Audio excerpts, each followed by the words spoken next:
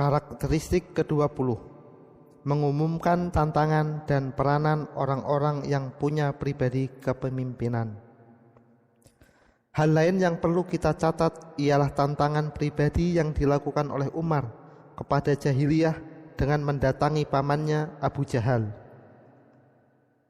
mengumumkan keislamannya, mencari Jamil bin Muammar al-Jamhi, penyampai berita yang terkenal di kalangan Quraisy, untuk menyampaikan berita keislamannya kepada khalayak ramai dan menghadapi kaum musyrikin yang telah memadati lembah sehingga terlibat baku hantam dengan mereka. Kepribadian yang unik ini tidak pernah mengenal penyelesaian dan jalan tengah.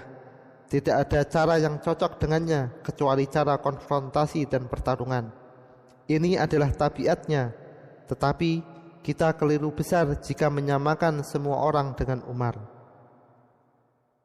Di samping peristiwa Islamnya Umar, juga ada kepribadian Sa'id radhiyallahu anhu yang menyembunyikan keislamannya dari kaumnya, padahal ia termasuk 10 sahabat yang dijamin masuk surga. Juga ada kepribadian Khabbab yang bersembunyi ketika mendengar suara Umar, padahal ia termasuk generasi pertama di kalangan muhajirin. Kaum muslimin pada masa itu tidak pernah mencela Khabbab dan Sa'id atau menuduh keduanya sebagai pengecut dan sebagainya.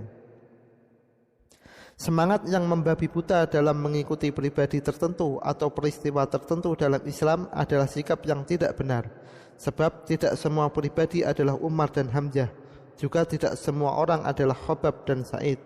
Islam menerima semua contoh teladan tersebut, masing-masing punya peran, tanggung jawab dan misi tersendiri.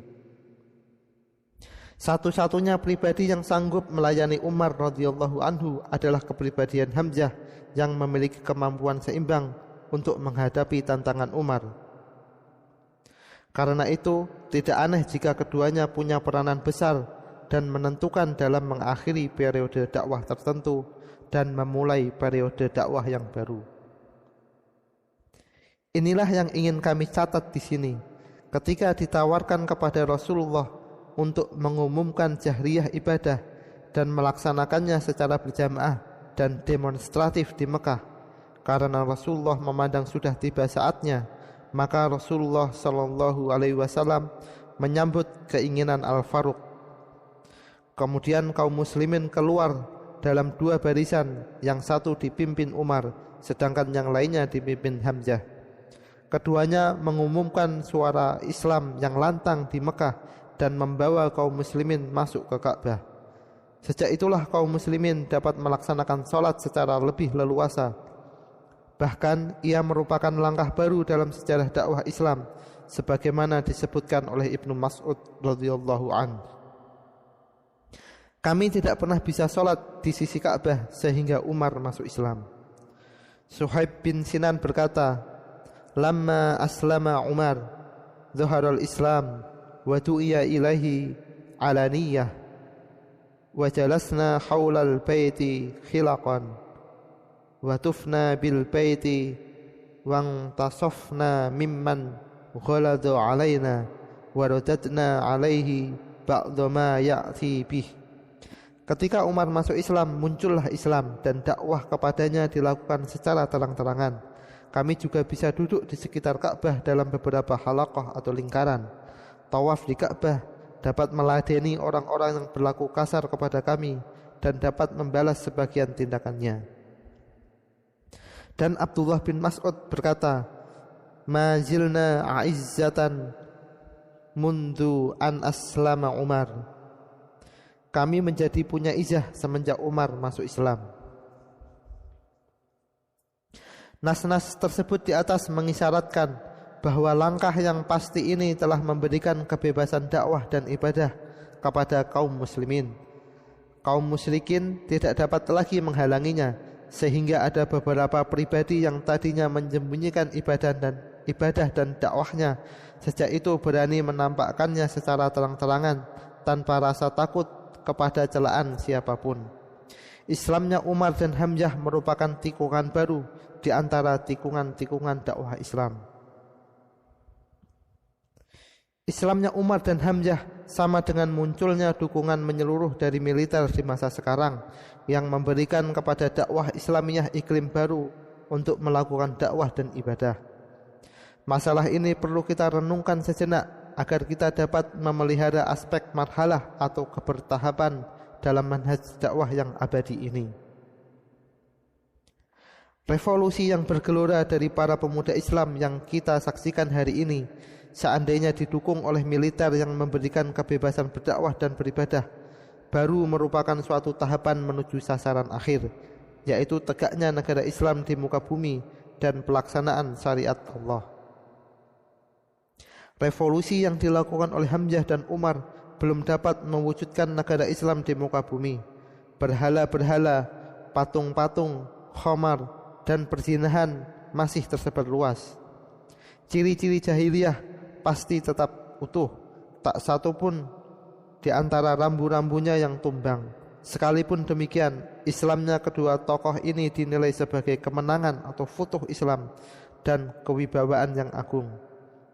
Karena ia membawa dakwah dari periode penyiksaan dan penindasan kepada periode alaniyah atau keterbukaan dan kebebasan dalam beribadah dan dakwah. Bahkan Umar radhiyallahu an dinamai Al-Faruq juga karena hal tersebut. Para pemuda yang bersemangat di masa kini memandang langkah ini sebagai kelambanan dan pengkhianatan terhadap kedaulatan Allah di muka bumi. Karena darah yang dikorbankan pada hari ini adalah untuk mencapai sasaran tersebut. Bahkan sebagian mereka menuduh para pemimpin gerakan Islam dengan tuduhan terlalu lamban, bodoh, dan berkhianat karena belum berhasil mewujudkan sasaran, yaitu menegakkan syariat Allah di muka bumi. Apabila situasi dan kondisi tidak mengizinkan kecuali langkah tersebut, yaitu langkah menciptakan iklim yang sesuai bagi penyebaran dakwah dan kemenangannya untuk sampai kepada pemerintahan, maka sebagian pemuda itu melancarkan berbagai serangan kepada para pimpinannya, bahkan menuduh atau mempertanyakan akidah dan agamanya. Sungguh kita perlu beretika dengan etika Rasulullah atau etika sirahnya serta memperhatikan masalah marhalah atau kebertahapan secara berantai ini dalam mencapai sasaran akhir. Sasaran akhir ini berkaitan erat dengan kekuatan dan kemampuan untuk mewujudkannya, bukan dengan kebodohan, emosi atau penyimpangan dari agama Allah. Mungkin saja gerakan Islam belum mampu menumbangkan jahiliyah secara tuntas. Bahkan mungkin situasi politik, sosial dan kenegaraan menuntut agar pemerintahan itu muncul dari celah-celah lembaga konstitusi melalui kebebasan dan pemilihan. Sementara itu, kekuatan militer kaum muslimin tidak punya kemampuan lebih dari sekedar melindungi kebebasan tersebut. Kaum muslimin setelah Islamnya Umar dan Hamzah tidak langsung menghancurkan berhala-berhala yang ada di sekeliling Ka'bah atau membakar toko-toko penjual khamar dan tempat-tempat pelacuran. Mereka sama sekali tidak melakukan hal tersebut. Tetapi yang mereka lakukan adalah masuk Ka'bah untuk melaksanakan sholat, berhimpun di sekitarnya dan mengajak manusia kepada Islam. Ini merupakan suatu kemenangan besar bagi Islam dan suatu langkah di atas jalan menuju sasaran akhir. Alangkah perlunya pemuda kita untuk memahami hal ini dan belajar dari sirah Nabi tentang langkah-langkah operasional dan sasaran-sasaran bertahap untuk mencapai sasaran yang besar, sehingga tidak ada fitnah dan agama sepenuhnya hanya milik Allah. Tetapi perlu dicatat pula di sini bahwa kaum muslimin tidak ikut serta dalam pemerintahan Mekah bersama kaum musyrikin, karena pemerintahan itu adalah tanggung jawab. Sebagaimana kaum muslimin juga tidak menerima penyelesaian jalan tengah yang ditawarkan mereka. Revolusi ini telah mempertajam masalah tamazzuz atau karakteristik kepribadian serta mufassalah atau pemisahan, dan membuat kaum muslimin menjadi mampu untuk mengumumkan peribadatan mereka dan hakikat prinsip-prinsip mereka kepada semua manusia. Sebelumnya kaum muslimin tidak punya hak tersebut. Ini berarti bahwa sebagian pemuda muslim sebelumnya Islamnya Umar radhiyallahu an belum mampu untuk mengumumkan identitas keislaman dan prinsip-prinsip Islamnya. Setelah Umar masuk Islam, baru mereka mendapatkan hak tersebut. Sebelum diumumkan bahwa gerakan Islam atau front Islam yang memerintahkan umat, maka tidaklah berbahaya karena penampilan politik yang memberikan kemaslahatan sebesar mungkin kepada gerakan atau front tersebut. Ia belum mencapai pemerintahan karena itu tidak ikut memikul tanggung jawab kesalahan yang terjadi di dalamnya. Jika pemimpin kudeta militer mengumumkan negara Islam, mereka akan dimintai pertanggungjawaban atas pengumuman tersebut, seperti halnya sekarang di Pakistan atau lainnya. Pertanggungjawaban itu mempertanyakan tentang jujur atau tidaknya pengumuman mereka. Karakteristik ke-21, pengejaran musuh terhadap komunitas Islam dan keberhasilan kaum muslimin dalam menggagalkannya. Hal ini tampak sekali pada utusan yang dikirim oleh Quraisy ke Habasyah untuk melacak kaum muslimin di sana. Ummu Salamah menceritakan kepada kita kisah pelacakan tersebut. Ketika sampai di Habasyah, kami mendapatkan sambutan yang baik dari Najasyi. Kami aman melaksanakan agama kami, menyembah Allah tanpa diganggu, dan tidak pernah mendengar sesuatu yang tidak kami sukai. Setelah berita ini sampai kepada Quraisy, mereka sepakat untuk mengirim 2 orang utusan kepada Najasyi dengan membawa berbagai hadiah mewah dari Mekah. Di antara hadiah yang paling menarik ialah boneka. Bahkan mereka pun membawa boneka banyak sekali. Tidak seorang uskup pun yang tidak mereka beri hadiah. Utusan yang dikirim oleh mereka adalah Abdullah bin Abi Rabi'ah dan Amr bin As. Kemudian kedua utusan itu menyerahkan hadiah-hadiah yang dibawanya dan diterima dengan baik oleh Najasyi. Selanjutnya kedua utusan itu berbicara kepada Najasyi. Wahai Paduka Raja, sesungguhnya telah berlindung ke negeri Paduka ini anak-anak bodoh dari negeri kami. Mereka meninggalkan agama mereka dan tidak pula masuk ke dalam agama Paduka. Mereka datang membawa agama baru yang belum pernah kami ataupun Paduka kenal. Kami datang kepada Paduka diutus oleh para pemuka kaum mereka untuk meminta bantuan Paduka, kiranya berkenan mengembalikan mereka. Para pemuka mereka lebih mulia derajatnya dari mereka dan lebih tahu akan aib mereka. Ummu Salamah berkata, tidak ada sesuatu yang lebih dikhawatirkan oleh Abdullah bin Abi Rabi'ah dan Amr bin As selain terjadinya pembicaraan antara Najasyi dan mereka, yaitu kaum muslimin. Kemudian para uskup yang ada di sekitarnya berkata, benar sekali wahai Paduka Raja, kaum mereka lebih mulia derajatnya dari mereka dan lebih tahu akan aib mereka. Serahkanlah mereka kepada kedua utusan ini biar dibawa pulang ke negeri mereka dan kaum mereka. Mendengar ini, Najasyi marah sambil berkata, demi Allah, kalau demikian aku tidak akan menyerahkan mereka kepada keduanya. Hampir tidak ada orang-orang yang meminta perlindungan orang lain. Kemudian aku tolak sehingga aku memanggil mereka dan aku tanya tentang apa yang dikatakan oleh kedua orang ini. Jika mereka seperti apa yang mereka katakan, kuserahkan mereka kepada kedua utusan ini dan aku kembalikan kepada kaum mereka.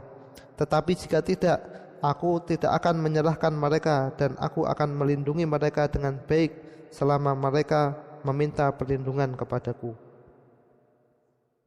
Ummu Salamah berkata, kemudian Raja Najasyi mengirim utusan untuk memanggil para sahabat Rasul.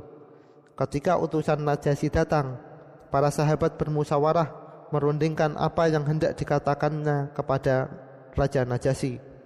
Mereka berkata, demi Allah, kita akan katakan apa yang diajarkan dan diperintahkan oleh Rasulullah SAW kepada kita, apapun yang terjadi. Kemudian mereka datang ke hadapan Najasyi, sedangkan para uskupnya telah menggelar lembaran Alkitab di sekitarnya. Najasyi berkata kepada mereka, agama apakah yang telah memisahkan kalian dari bangsa kalian dan tidak menjadikan kalian masuk ke dalam agamaku ataupun agama-agama lainnya? Ja'far bin Abu Thalib sebagai juru bicara berkata, Paduka, kami dahulu adalah orang-orang jahiliyah, menyembah berhala, makan bangkai, berbuat kejahatan, memutuskan hubungan persaudaraan, berlaku buruk terhadap tetangga, dan yang kuat menindas yang lemah. Kemudian Allah mengutus seorang Rasul kepada kami, orang yang kami kenal asal keturunannya, kesungguhan tutur katanya, kejujuran dan kesucian hidupnya. Ia mengajak kami supaya mengesahkan Allah dan tidak mempersekutukannya dengan apapun. Ia memerintahkan kami supaya berbicara benar, menunaikan amanat, memelihara persaudaraan, berlaku baik terhadap tetangga, menjauhkan diri dari segala perbuatan haram dan pertumpahan darah, melarang kami berbuat jahat, berdusta, dan makan harta milik anak yatim, memerintahkan kami supaya menyembah Allah semata tanpa menyekutukannya, melakukan salat, zakat, dan puasa, dan lain-lainnya lagi mengenai soal-soal yang diajarkan oleh Islam. Lebih jauh lagi, Ja'far menerangkan, kemudian kami beriman kepadanya, membenarkan semua tutur katanya, menjauhi apa yang diharamkan olehnya, dan menghalalkan apa yang dihalalkan bagi kami. Karena itulah kami dimusuhi oleh masyarakat kami. Mereka menganiaya dan menyiksa kami, memaksa kami supaya meninggalkan agama kami dan kembali menyembah berhala. Setelah mereka menindas dan memperlakukan kami secara sewenang-wenang dan merintangi kami menjalankan agama kami terpaksa pergi ke negeri Baginda. Kami tidak menemukan pilihan lain kecuali Baginda, dan kami berharap tidak akan diperlakukan sewenang-wenang di negeri Baginda. Najasyi bertanya, apakah kalian dapat menunjukkan kepada kami sesuatu yang dibawakan olehnya dari Allah? Ja'far menjawab, ya. Najasyi menyahut, bacakanlah kepadaku. Ja'far kemudian membacakan beberapa ayat Al-Quran dari surah Kaf Ha Ya Ain Shad. Mendengar firman itu, Najasyi dan beberapa uskup yang mendampinginya berlinangan air mata. Najasyi lalu berkata, apa yang engkau baca dan apa yang dibawakan oleh Isa sesungguhnya keluar dari pancaran sinar yang satu dan sama. Kemudian kepada dua orang utusan kaum musyrikin Mekah, Najasyi berkata, silahkan kalian pulang. Demi Allah, mereka tidak akan kuserahkan kepada kalian. Amr bin As dan kawannya keluar meninggalkan tempat. Kepada Abdullah bin Rabi'ah, Amr bin As berkata, demi Allah, esok akan kusampaikan kepadanya alasan yang meyakinkan. Abdullah bin Rabi'ah, ia lebih berhati-hati dalam masalah kami, berkata, janganlah engkau lakukan, sesungguhnya mereka punya keluarga sekalipun mereka berbeda dengan kita. Amr bin As berkata, demi Allah, aku akan katakan kepadanya bahwa mereka meyakini Isa sebagai hamba. Keesokan harinya, Amr bin As berkata kepada Najasyi, wahai paduka raja, sesungguhnya mereka menjelekkan Isa putra Maryam. Panggillah mereka dan tanyakan tentang Isa. Setelah mereka dipanggil kembali, Najasyi bertanya kepada mereka, apa yang kalian katakan tentang Isa putra Maryam? Ja'far menjelaskan, pandangan kami mengenai Isa sesuai dengan yang diajarkan kepada kami oleh Nabi kami, yaitu bahwa Isa adalah hamba Allah, utusan Allah, dan ruh Allah, serta kalimat-kalimatnya yang diturunkan kepada perawan Maryam yang sangat tekun beribadat. Najasyi kemudian memukulkan tangannya ke tanah, lalu mengambil sebatang lidi seraya berkata, demi Allah, apa yang engkau katakan tentang Isa tidak berselisih kecuali hanya sebesar lidi ini. Mendengar ucapan Najasyi itu, para uskup yang ada di sekitarnya mendengus tanda kurang senang. Kemudian Najasyi berkata, Demi Allah, sekalipun kalian mendengus tidak senang. Selanjutnya, Najasyi berkata ditujukan kepada kaum muslimin, silahkan kalian pergi dengan aman di negeriku. Siapa yang mencela kalian celaka. Siapa yang mencela kalian celaka. Aku tidak suka punya emas sebesar gunung, tetapi aku menyakiti salah seorang di antara kalian. Kemudian kepada pembantunya Najasyi berkata, kembalikanlah hadiah mereka, aku tidak memerlukannya. Kemudian kedua utusan itu keluar dari pertemuan itu dengan rasa kecewa sambil membawa barang-barang hadiah yang dikembalikan. Akhirnya kami tinggal di negerinya dengan aman dan tentram. Ummu Salamah berkata, ketika kami dalam keadaan aman, tentram, tiba-tiba kami mendengar adanya pemberontakan yang dilakukan untuk menggulingkan Najasyi. Demi Allah, kami tidak pernah bersedih seperti kesedihan kali ini. Kami sangat sedih sekali karena khawatir Najasyi berhasil digulingkan, kemudian digantikan oleh orang yang tidak menghormati hak yang pernah diberikan oleh Najasyi kepada kami. Najasyi mengejar pemberontakan sampai ke Sungai Nil. Para sahabat Rasulullah Shallallahu Alaihi Wasallam berkata, siapakah yang bersedia keluar sampai datang ke lokasi untuk mendapatkan berita? Zubair bin Awam berkata, aku. Mereka berkata, setuju. Zubair bin Awam adalah orang yang paling muda di antara mereka. Kemudian mereka meniup girbah, kantong terbuat dari kulit, dan mengikat di dadanya. Dengan menggunakan pelampung girbah itulah Zubair berenang hingga ke tepian Sungai Nil, tempat terjadinya pertempuran. Ummu Salamah berkata, kemudian kami berdoa kepada Allah semoga Najasyi dapat mengalahkan musuhnya dan berkuasa lagi di negerinya. Demi Allah, kami yakin akan hal itu. Dan tidak lama kemudian Zubair datang seraya berlari kecil dan melambaikan kainnya, kemudian berkata, bergembiralah, Najasyi menang. Allah telah menghancurkan musuhnya dan menjadikannya berkuasa lagi di negerinya. Selama di sana kami dalam keadaan aman dan tentram hingga kembali kepada Rasulullah Sallallahu Alaihi Wasallam ketika beliau berada di Mekah. Apa yang dikemukakan oleh Ummu Salamah ini merupakan salah satu dokumen berharga tentang seni berbicara di hadapan para raja, cara mematahkan musuh, serta membongkar rencana jahat mereka.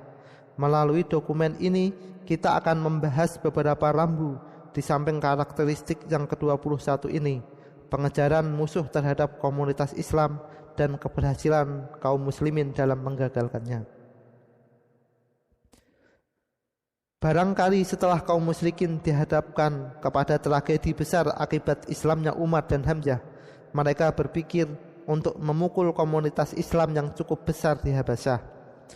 Berdasarkan data Sirah Nabawiyah, diketahui bahwa komunitas Islam di Habasyah ketika Umar masuk Islam berjumlah 2 kali lipat dari jumlah komunitas Islam di Mekah.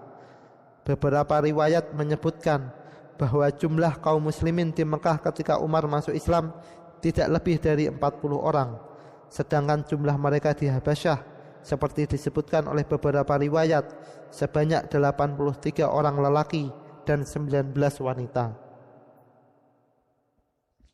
Karena itu, wajar jika para pemimpin Mekah merencanakan penumpasan komunitas yang sangat berbahaya yang berada di Habasyah tersebut.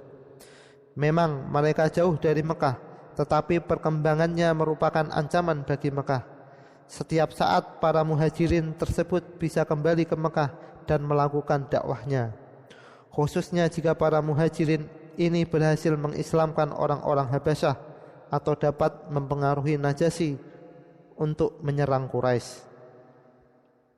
Tahun gajah dan serbuan Habasyah terhadap Ka'bah masih sangat segar dalam ingatan mereka. Oleh sebab itu, khittah dirancang secara matang dari segala segi untuk memulangkan kaum muslimin dari sana. Adanya 3 unsur utama sudah cukup untuk keberhasilan perencanaan tersebut. Pertama, sejumlah besar kulit pilihan yang dibawa oleh utusan sebagai hadiah kepada setiap aparat pemerintahan di Habasyah. Kedua, pemilihan utusan yang di Mekah dikenal paling cemerlang dari segi kepandaian diplomasi, kecerdasan, dan kecerdikan. Ketiga, hubungan yang sangat erat antara Amr bin As, salah seorang utusan, dan Najasyi, Raja Habasyah. Memperhatikan Kittah yang penyusunannya diantaranya didukung oleh kecerdasan Amr bin As tersebut, tidaklah ada sedikit pun keraguan tentang keberhasilannya. Cukuplah kita tahu bahwa Amr adalah orang yang menjadi diplomat ulung kaum muslimin setelah itu. Dialah yang kelak dijuluki Umar dengan Urtubun Arab ketika menghadapi diplomat Romawi Urtubun yang terkenal cerdik. Unsur terpenting dalam Khittah tersebut ialah penyerahan hadiah kepada semua aparat pemerintahan Habasyah sebelum penyerahannya kepada Najasyi sendiri. Sasaran yang dimaksud dari hal ini ialah sebagaimana disebutkan oleh nas itu sendiri. Apabila kami berbicara kepada raja tentang mereka, maka berilah pandangan agar paduka raja berkenan menyerahkan kepada kami dan tidak berbicara dengan mereka, karena sesungguhnya kaum mereka lebih tinggi derajatnya dari mereka dan lebih mengetahui tentang keaiban mereka. Kemudian mereka berkata kepada kedua utusan itu, ya. Ketika kita berbicara tentang perburuan ini, terpampang dalam ingatan kita usaha-usaha seorang Taghut Nusairi di Suriah dalam memburu para mujahidin Islam di Jordania, Irak, Arab Saudi, dan negara-negara lainnya. Kita teringat akan strategi jahat dan biadab yang dikaji secara lokal dan internasional untuk menekan semua pemerintahan yang menampung para mujahidin Islam agar menyerahkan mereka kepada para taghut. Berkali-kali para utusan datang melenyapkan eksistensi Islam dari kawasan tersebut, tetapi selalu gagal, kendati pun strategi telah dilaksanakan sesuai rencana. Para utusan mereka telah melakukan peranannya sebagaimana yang dikehendaki Quraisy, dan diplomasinya pun sangat brilian. Mereka menempatkan kaum muslimin di atas agama yang ditolak oleh kedua pihak, atau dengan ungkapan lain, agama yang berbahaya bagi kedua belah pihak. Selanjutnya, mereka memprovokasi Najasyi bahwa kaum muslimin tidak menganut agamanya. Kemudian diperlihatkan pula kepada Najasyi bahwa mereka Quraisy sangat menginginkan kemaslahatan Habasyah dan Najasyi. Hal lain yang ditekankan oleh utusan Quraisy ialah bahwa kaum dan para pemuka mereka lebih tahu tentang mereka. Ini dimaksudkan supaya Najasyi tidak perlu bersusah payah mendengarkan omongan mereka, yaitu omongan kaum muslimin, karena mereka menyadari kemungkinan gagalnya khittah mereka apabila Najasyi mendengarkan kaum muslimin.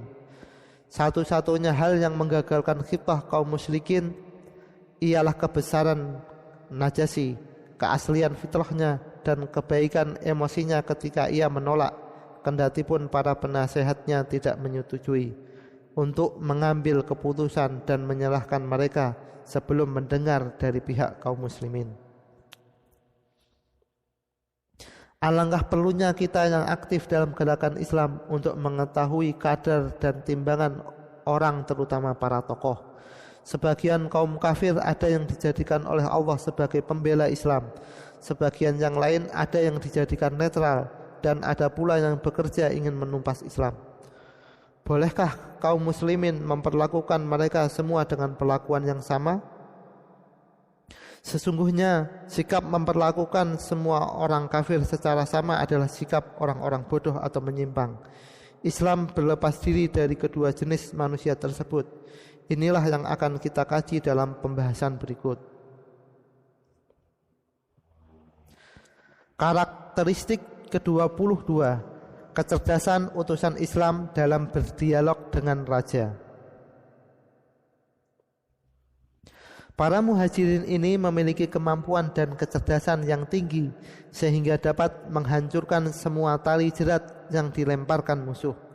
Padahal di antara lawan bicara mereka terdapat Amr bin As, diplomat paling cerdik di seluruh negeri Arab. Keutamaan pertama yang dimiliki oleh barisan Islam di Habasyah ialah rasa cinta, kasih sayang dan percaya di antara mereka. Keutamaan yang kedua adalah prinsip syura yang senantiasa mereka pegang. Ketika utusan Najasyi datang, mereka bermusyawarah merundingkan apa yang hendak dikatakan kepadanya. Tidak ada seorang pun di antara mereka yang mempertahankan pendapatnya sendiri atau memisahkan diri dari saudaranya. Keutamaan ketiga ialah bahwa mereka menghargai kemampuan atau kafaah dan potensi. Mereka memilih seorang di antara mereka untuk menjadi juru bicara resmi, yaitu Ja'far.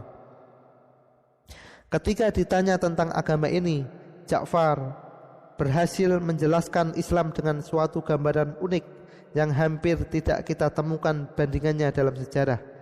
Ia menjelaskannya dalam 4 permasalahan umum, yaitu sebagai berikut. Pertama, dijelaskan tentang semua kejelekan jahiliyah terlebih dahulu sampai timbul rasa muak dan jijik dalam jiwa manusia terhadap agama yang dianut oleh utusan Quraisy. Penjelasan ini berhasil menghancurkan tiang kokoh yang dijadikan tempat sandaran oleh Amr bin As dan kawannya. Kedua, ia menjelaskan dengan bahasa yang singkat tapi padat prinsip-prinsip dan dasar-dasar Islam secara umum yang dicenderungi oleh setiap orang yang berakal sehat, apalagi seorang raja bijaksana dan berpengalaman. Di sini Ja'far punya kesempatan untuk mengalihkan misinya menjadi dakwah kepada agama Islam setelah dari awal berupa misi politik semata-mata, yaitu memelihara eksistensi Islam di Habasyah. Dengan demikian, ia telah berhasil mendekatkan jiwa Najasyi kepada Islam. Ketiga, ia membeberkan kezaliman yang dihadapi kaum muslimin akibat konsistensi mereka kepada agama ini. Ia menggambarkan kaum muslimin seperti nasib para Hawari, yaitu pengikut Isa, dan orang-orang suci atau Qidis yang dianiaya oleh orang-orang biadab penyembah berhala. Gambaran ini mempunyai pengaruh sihir dalam jiwa orang-orang Nasrani yang menghayati arti pengorbanan dan penebusan, bahkan mengubah agama mereka menjadi ajaran-ajaran kerahiban yang mereka ada-adakan demi mencari ridha Allah. Dengan demikian, Ja'far telah berhasil merebut hati Najasyi setelah berhasil merebut akalnya. Orang yang mendengarkan pembicaraan ini akan melihat bahwa gelombang baru dari para Hawari telah berhimpun di sisi Raja Habasyah. Sebagaimana pembicaraan tersebut juga menampakkan Quraisy sebagai taghut yang sewenang-wenang, sehingga menyebabkan timbulnya rasa benci di hati raja terhadap mereka.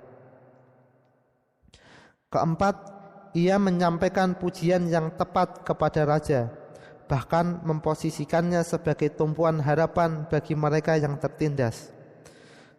Dengan demikian, ia telah berhasil menguasai forum dialog untuk keempat kalinya. Kemudian pada akhir pembicaraannya, Ja'far menyinggung masalah prinsip moral dan membangkitkan rasa gentleman dalam jiwa sang raja. Adalah wajar jika setelah dialog yang menarik dan mengagumkan ini, Amr bin As dan kawannya mengalami kekalahan telak.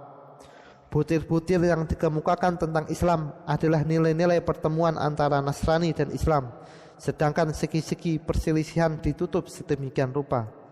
Setiap diplomat dan politisi muslim merupakan orang yang paling berkepentingan untuk memahami pelajaran-pelajaran ini. Ia merupakan pedoman umum bagi setiap pertemuan atau dialog dengan pihak mana saja atau pimpinan politik di tingkat puncak. Yang pertama, membongkar aib-aib jahiliyah yang memusuhi sistem pihak yang berunding atau minimal tidak menganut sudut pandangnya. Yang kedua, mengemukakan prinsip-prinsip dan dasar-dasar umum Islam yang menjadi landasan bangunan setelah menghancurkan pemahaman-pemahaman jahiliyah terdahulu. Yang ketiga, membeberkan bentuk-bentuk penganiayaan dan penindasan yang dialami oleh para pengemban prinsip-prinsip tersebut dari para taghut dan orang-orang zalim. Yang keempat, mengemukakan harapan besar kepada pihak yang berunding untuk menghentikan penganiayaan dan penindasan tersebut dalam suatu pujian yang proporsional dan tulus. Yang kelima, melupakan segi-segi perselisihan dan pertentangan yang dapat merusak suasana antara politisi muslim dengan pihak yang berunding. Kemudian pada akhir perundingan dibacakan permulaan surah Maryam atas permintaan Najasyi guna mendengarkan sedikit tentang ajaran yang dibawa oleh Rasulullah sallallahu alaihi wasallam.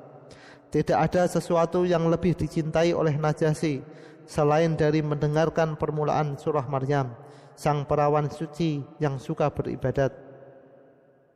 Setelah itu Najasyi mengeluarkan keputusan finalnya, apa yang engkau baca dan apa yang dibawakan oleh Isa sesungguhnya keluar dari pancaran sinar yang satu dan sama. Seorang utusan yang berhasil membuat seorang raja atau kepala negara menangis secara jujur karena sadar adalah seorang utusan yang berhasil menjalankan tugasnya.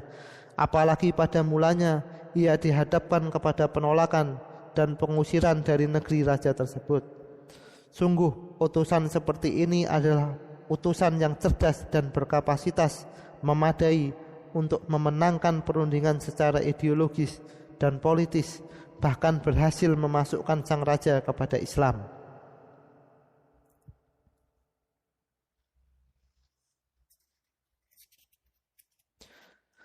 Karakteristik ke-23, tidak ada toleransi dalam soal akidah.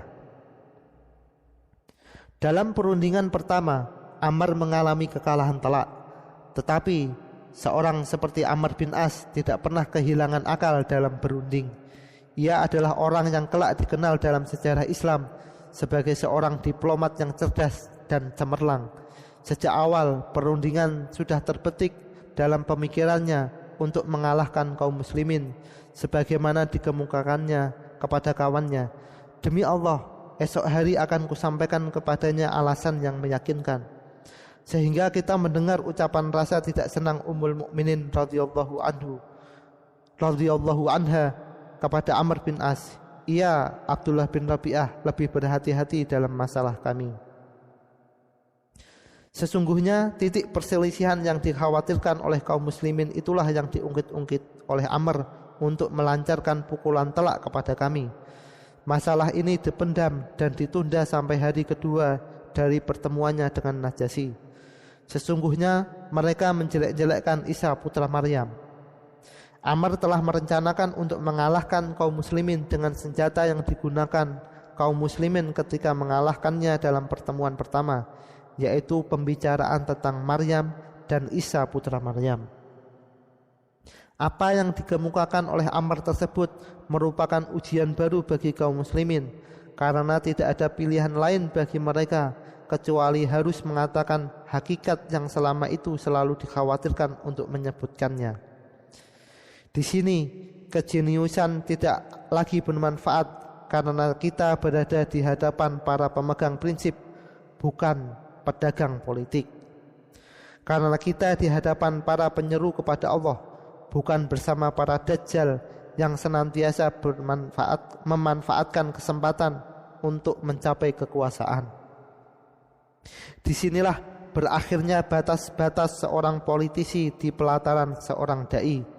Inilah yang ditegaskan oleh para dai muslim setelah berhasil mewujudkan semua pencapaian.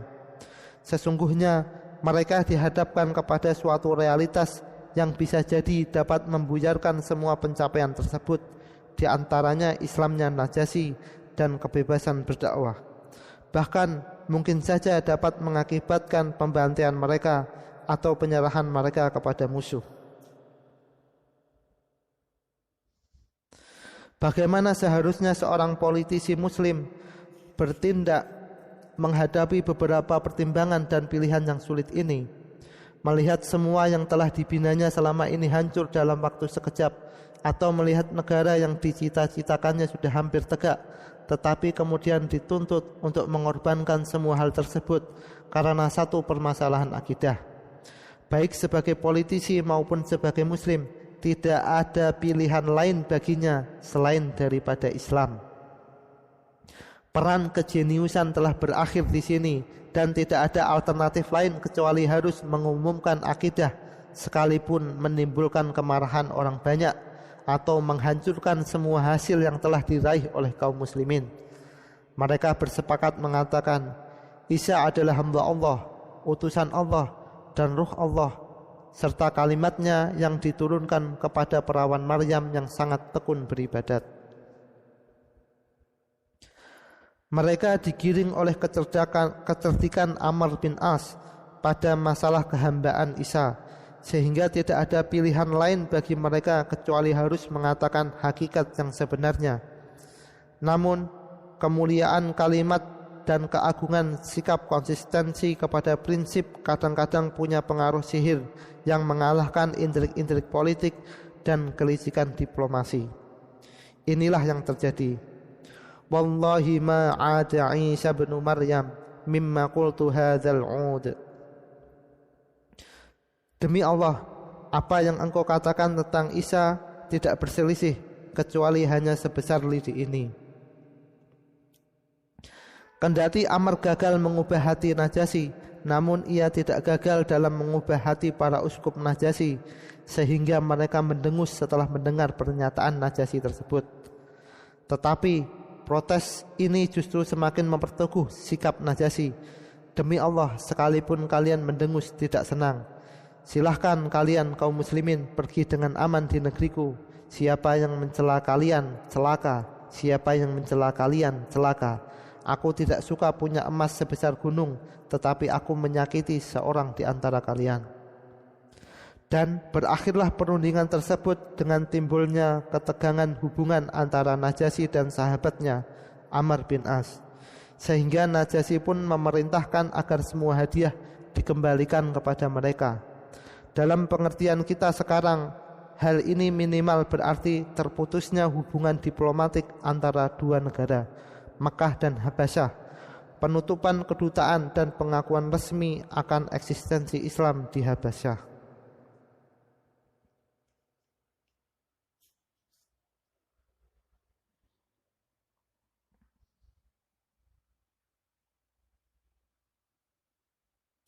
Karakteristik ke-24, mengorbankan peperangan di barisan sekutu kaum muslimin dan gagalnya makar ini karena keteguhan dan kerahasiaan.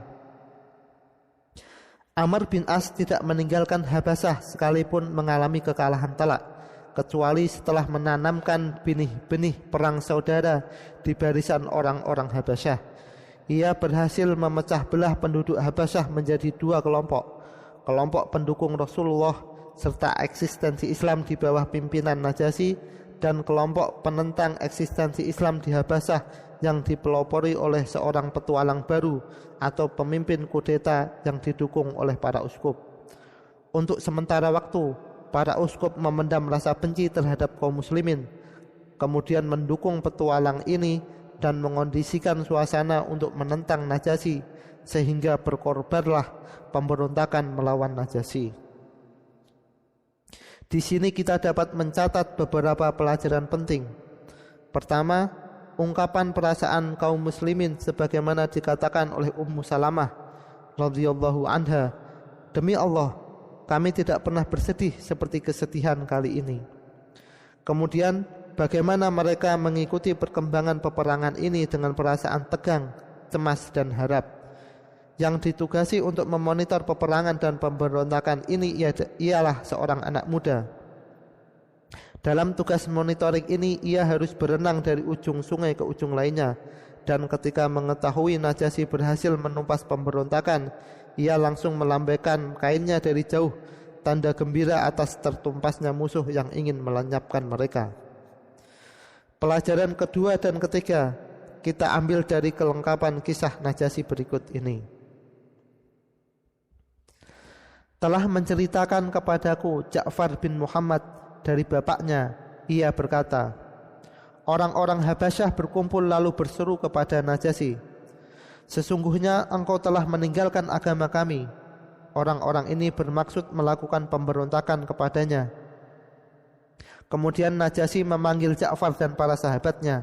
Setelah dipersiapkan sebuah perahu baginya, ia lalu berkata, "Naiklah ke atasnya dan bersiap-siaplah.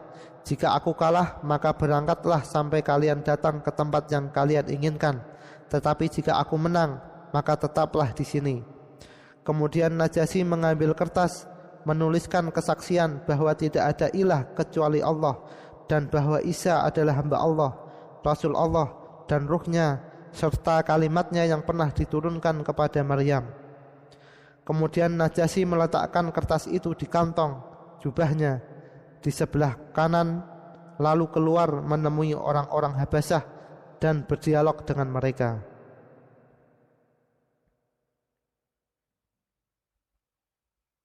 Najasyi bertanya, "Wahai penduduk Habasyah, tidakkah aku orang yang paling berhak memimpin kalian?"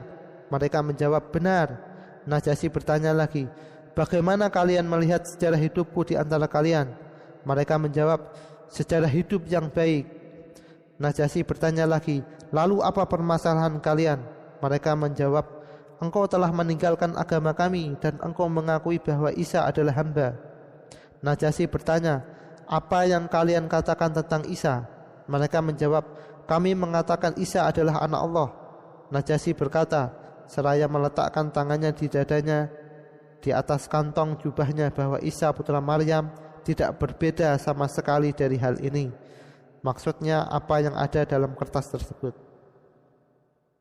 Kemudian mereka puas dan bubar. Berita ini telah diketahui oleh Nabi, sehingga tatkala Najasyi wafat, Nabi SAW mensolatkannya dan meminta ampunan untuknya. Seandainya Najasyi berhasil digulingkan atau terbunuh, mungkin kaum muslimin akan kehilangan markas strategis mereka yang terbesar. Kenyataan ini disadari oleh Najasyi, sehingga jauh sebelumnya Najasyi telah mempersiapkan perahu baik bagi kaum muslimin, karena merekalah yang menjadi sasaran pemberontakan tersebut. Dengan demikian, seandainya para musuh itu berhasil menumbangkannya, maka mereka tidak akan dapat menjamah kaum muslimin. Jika dia yang menang, keamanan dan keselamatan kaum muslimin tetap terjamin di sisinya. Tindakan kedua ini merupakan pelajaran penting bagi kaum muslimin. Najasyi tidak mengumumkan keislamannya dan memungkinkan untuk tetap menjadi orang yang tidak dikenal keislamannya, guna memberikan perlindungan kepada kaum muslimin. Kita perlu membandingkan antara dua sikap yang ada. Ja'far tidak mengambil sikap yang ditempuh oleh Najasyi. Mengapa sikap itu dibolehkan oleh Najasyi tetapi tidak boleh untuk Ja'far, padahal keduanya adalah muslim? Karena Ja'far mewakili Islam dan kaum muslimin. Dari sikap Ja'far, orang akan melihat Islam dan mengenal akidahnya. Oleh sebab itu, ia tidak boleh menyembunyikan keislamannya, karena kalau dia menyembunyikannya, berarti menutupi akidah Islam di dada manusia. Sedangkan Najasyi tidak mewakili Islam dan kaum muslimin. Sikapnya tidak akan diidentikan dengan Islam. Ia adalah orang biasa. Bahkan pada dasarnya ia dikenal sebagai orang Nasrani, bukan sebagai seorang muslim. Kemudian kemaslahatan politik menuntut agar dia tetap menjaga kerahasiaannya, sehingga pada saat yang kritis ia dapat menggunakan tauriyah atau ungkapan bermakna ganda dan penyembunyian. Akhirnya ia berhasil mengesankan kepada rakyatnya sebagai seorang Nasrani dan berhasil pula menumpas pemberontakan melawan dirinya. Sikap inilah yang dapat kita sebut dengan tadtiyah, sia-sia atau cover politik bagi jihad Islami. Seandainya ada beberapa perwira militer secara rahasia memiliki komitmen Islami terhadap gerakan jihad, maka mereka tidak harus membuka identitas mereka dan tidak mesti mengumumkan keislaman mereka selama penyembunyian identitas mereka itu membawa kemaslahatan bagi Islam dan kaum muslimin. Sesungguhnya kepribadian Najasyi, Al-Abbas, dan Nu'aim bin Mas'ud adalah contoh-contoh Islami yang harus diteladani oleh gerakan Islam.